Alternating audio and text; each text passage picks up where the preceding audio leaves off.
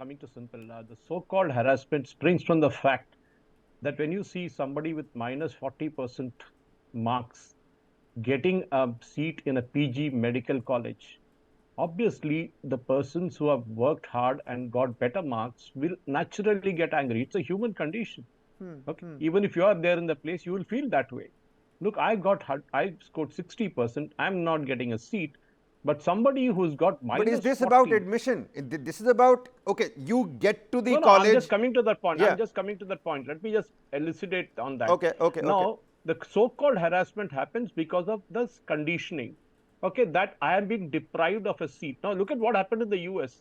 The first thing President Trump did when he came in was kicked out the equity part of it. He said no more equity, no more blacks, no more nothing in the campuses, no more LGBT. Everybody is out.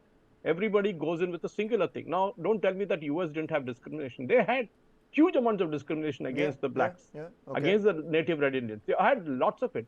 I'm not saying India is equal to US. What I'm trying to say is that you have a level playing field. That is where you're talking a level playing field. The level playing field is when children see that they are not getting admission. I'm talking the admission part of it. Forget the rest of the stuff.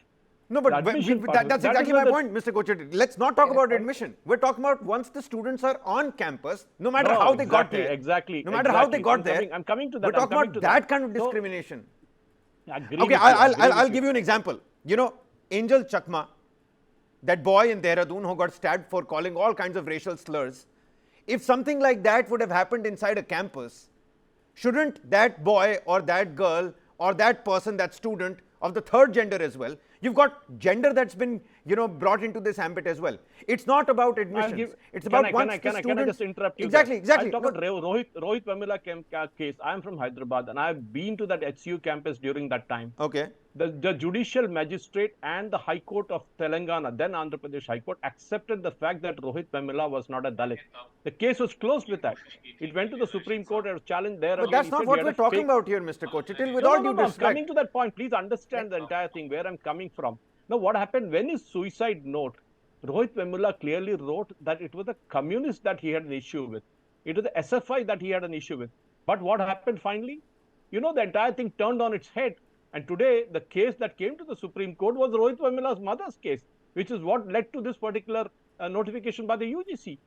And look at Article 40. I'm telling you, mark my words, tomorrow the Supreme Court will say, no, introduce everything, put general category. We will never forget Rohit Vemula. That's number one. And Rohit Vemula's case shouldn't be the benchmark to bring about these regulations. No, I'm not bringing. I said, where did this come from? I'm trying to explain to you, saying, where did this case spring from? Because Rohit Vemula's mother came and said, my son got discriminated because he was a Dalit, which was the wrong thing in the first place.